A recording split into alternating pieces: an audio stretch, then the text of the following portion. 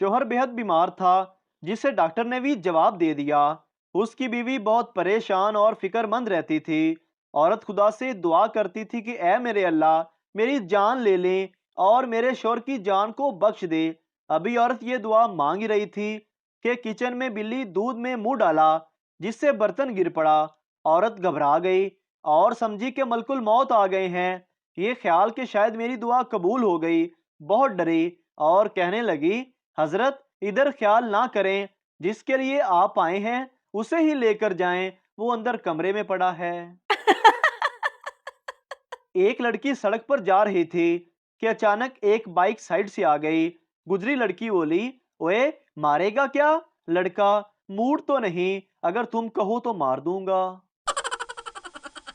बीवी बोली, मैं अपने पुलिस वाले शोहर से तलाक लेना चाहती हूँ। जज, लेकिन क्यों? बीवी, क्योंकि इस कानून के सिर्फ हाथ ही लंबे हैं, बाकी आप खुद समझदार हैं। पिंड के चौधरी के मुंडे की वलायत से कॉल आई कि उसने यूनिवर्सिटी में टॉप पोजीशन हासिल की है। जब ये बात पिंड के नाई को पता चली, तो वो हर एक को पकड़ पकड़ कर कहता कि मैनू भी मुबारक दो, मैनू भी मुबारक दो। आखिर तंग आकर लोगों ने उससे पूछा कि मुंडा चौधरियां दा पास होया है, तेनू किस गल दी मुबारक दईए? आगे से उसने कहा, ओदा खतना मैं कीता सी। एक शख्स पहुंचे हुए बुजुर्ग की खिदमत में गिड़गिड़ाते हुए अर्ज करने लगा, बाबा जी, मैं दुनिया का हर गुनाह कर चुका हूँ, क्या मेरे लिए अब भी कोई रास्ता है? बाबा जी ने इंतहाई शफकत भरी नजरों से उस शख्स को देखा और धीमे से लहजे में फरमाया, लाहौर हाई कोर्ट टुर जा पुत्र। बीवी, एक बात बताऊं? शोहर, हाँ बोलो। बीवी, मारोगे तो नहीं? शोहर, क्या बोल रही हो, क्यों मारूंगा भला तुम्हें? बीवी, डांटोगे भी नहीं? शोहर, बिल्कुल नहीं डांटूंगा, बात तो बताओ। बीवी, मैं प्रेग्नेंट हूँ। शोहर, पगली, ये तो बहुत अच्छी खबर है, डर क्यों रही थी? बीवी, वो कॉलेज के दिनों में एक बार पापा को बताया था तो बहुत मार पड़ी थी। पठान दुआ मांगते हुए, या रब, तूने बचपन दिया वापस ले लिया, जवानी दी वापस ले ली, पैसा दिया वापस ले लिया, बीवी देकर भूल ही गया, रहम फरमा मेरे मौला। सास, ये बर्तन कैसे टूटे? बहू, अम्मी, हमारी लड़ाई हो गई थी। सास, अच्छा ये बेड कैसे टूटा? बहू शर्माते हुए, अम्मी, हमारी सुलह हो गई थी। महबूबा से मिलने का बड़ा शौक था। एक दिन खत लिख दिया उसको। बोली बाली समझ ना सकी मेरे प्यार को। दे दिया खत उसने अपने भाई मुख्तियार को। मैंने दरिया की बहुत बड़ी मौज देखी। जब अपने पीछे मुख्तियार की फौज देखी, लोगों ने कहा, किस पर अजाब आया है? दिल ने कहा, नस पुत्र, तेरे खत का जवाब आया है। टीचर, आज ऐसा सवाल पूछूंगी जिसका जवाब तुम नहीं दे सकोगे। बच्चा, मैडम आप पूछे तो सही। टीचर, फुटबॉल मेल है या फीमेल? बच्चा, फीमेल। टीचर, वो कैसे? बच्चा, जिसके पीछे 22 लड़के लगे हों, वो फीमेल ही होगी। मुगल शहजादा अपने महल में मुजरा सुन रहा था। अंग्रेज फौज ने महल पर धावा बोल दिया। तमाम ढोलकियों, सरंगियों वालों ने और नाचने वाले दौड़ गए। बहादुर शहजादा अपनी जगह पर बैठा रहा। शहजादे को गिरफ्तार कर लिया गया। तफ्तीश शुरू हुई।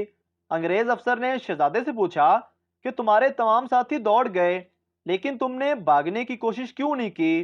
क्या तुम्हें जिंदगी अजीज नहीं? शहजादे ने एक डायलॉग बोला जिस पर अंग्रेज आज तक हैरान है।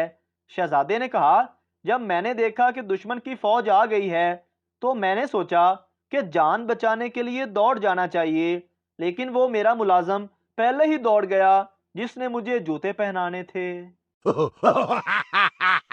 बाबा जी कहते हैं कि कमजोर औरत से शादी ना करो, कि जब तुम्हारी उसके साथ लड़ाई हो तो वो अपने घर वालों और भाइयों को शिकायत लगाए, बल्कि मजबूत औरत से शादी करो, जब तुम उसे मारो तो वो भी तुम्हारा मुंह तोड़ दे, और जो लड़ाई में हार गया वो बर्तन धो ले। बस में एक आदमी अपने 9 बच्चों के साथ जा रहा था। बच्चे बहुत शोर कर रहे थे। इतने में एक बुजुर्ग अपनी लाठी से ठक ठक करते हुए चढ़े। बच्चों का बाप बोला, हजरत, आप अपनी लाठी के आगे रबड़ चला लेते तो ये शोर नहीं करेगी। बुजुर्ग ने कहा, अगर ये काम तूने किया होता तो इतना शोर ना होता। सरदार एक बस का एक्सीडेंट कर बैठा। पुलिस, सच बताओ कैसे हुआ एक्सीडेंट? सरदार, ओ जनाब मेरा यकीन करो, मुझे कुछ पता नहीं, मेरी तो आंख लगी हुई थी। एक चोर सरदार का मोबाइल लेकर भाग गया। सरदार खड़े हुए हंस रहा था। दोस्त ने पूछा, यार वो मोबाइल लेकर भाग गया और तुम हंस रहे हो? सरदार ने कहा, भागने दो, चार्जर तो मेरे पास ही है।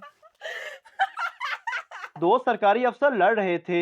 मुझे पता है तुम किसका हुक्म मानते हो, किसके इशारों पर नाचते हो। दूसरा अफसर, कमीने, बीवी तक ना जा, मैं तुम्हें बता रहा हूं।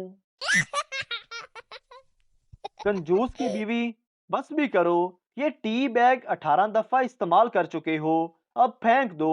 कंजूस, कर दी ना जालों वाली बात, इसके पैकेट पर एक्सपायरी डेट दिसंबर 2024 लिखी हुई है। सरदार अपनी शादी वाले दिन उदास बैठा था। दोस्त ने पूछा, क्या हुआ यार, परेशान क्यों हो? सरदार, यार ससुराल वालों ने बारात में थोड़े आदमी लाने का कहा था, पता नहीं अब्बा जी मुझे भी साथ लेकर जाएंगे या नहीं। बड़ा भाई सऊदीया से वापस वतन पहुंचा, देखा कि छोटा भाई जो फौज से छुट्टी पर आया हुआ था पौधा लगा रहा है। उसने पूछा, ये क्या कर रहे हो? उसका छोटा भाई बोला, भाईजान आपको याद नहीं, सऊदीया जाते हुए आपने क्या कहा था? आपने मुझे दरख्त पर किसी लड़की का नाम लिखते हुए पकड़ लिया था कि जब आइंदा कभी मोहब्बत नाकाम हो जाए तो दरख्त पर उस लड़की का नाम ना लिखना बल्कि उसके नाम का दरख्त लगाना। बड़ा भाई जोर से हंसा और बोला, तो फिर कितने दरख्त लगा चुके हो? कप्तान साहब ने दुखी मुस्कुराहट चेहरे पर सजाई और बोले, वो सामने आड़ू का बाग आपके भाई ने लगाया है। अरबी कहते हैं कि औरतों का कहना ना मानो। कहते हैं कि एक आदमी ने कोई जुर्म किया तो काजी ने उसे 3 सजाओं में से एक सजा चुनने को कहा।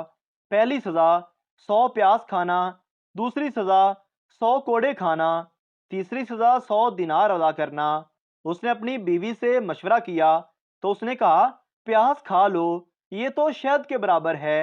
आदमी ने प्याज चुन लिया, मगर 65वें प्याज के बाद उसकी आंखें बाहर आ गईं और उसने ऐलान किया कि वो मजीद नहीं खा सकता। उसने दोबारा अपनी बीवी से मशवरा किया तो उसने कहा, अगर प्याज नहीं खा सकते तो 1 घंटे का दर्द बेहतर है रोज रोज के दर्द से। आदमी ने कोड़े चुन लिए।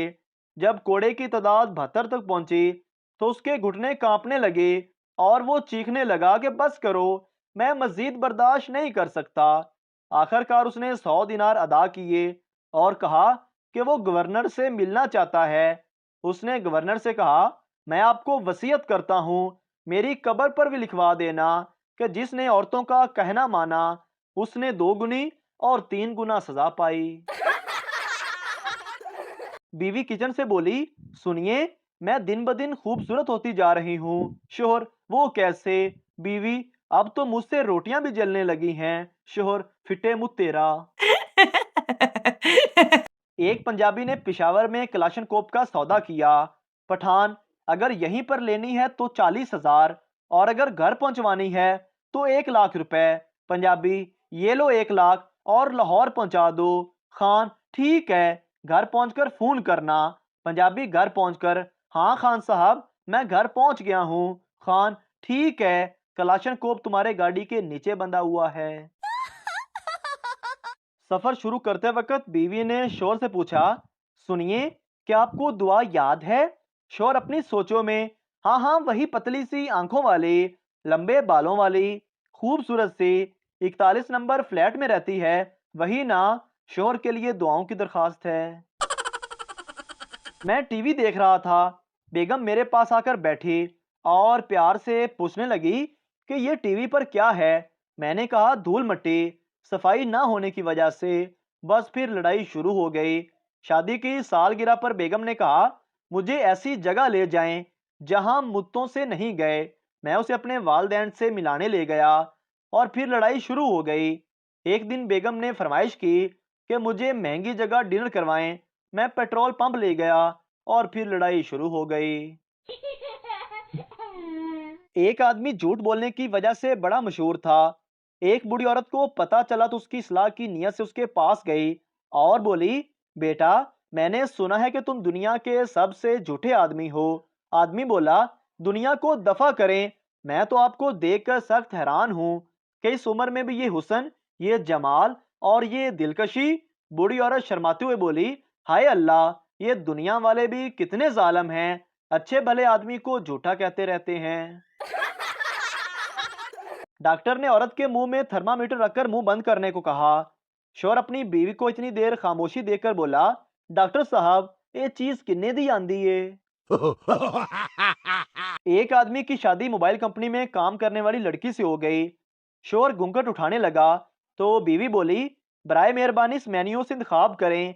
घूंघट उठाने के लिए 1 दबाएं, बातें करने के लिए 2 दबाएं, मुंह दिखाने के लिए 3 दबाएं, अंगूठी पहनाने के लिए 4 दबाएं। शोर गुस्से से, अब ये भी बता दो कि तलाक के लिए क्या दबाऊं। बीवी बोली, आपका मौजूदा बैलेंस इस काम के लिए नाकाफी है। बराए मेहरबानी पहले हक महर के पैसे जमा करवाएं और मज़ीद मालूमात के लिए मेरी अम्मी से राब्ता करें। मुझसे शादी करने का शुक्रिया। मोहतरम नाजरीन, अगर आपको हमारी वीडियो अच्छी लगी है तो हमारे इस चैनल को सब्सक्राइब ज़रूर कर दीजिए, ताकि आपको इस तरह की और मज़ाहिया वीडियोस फौरी और बर वक्त मिलती रहें।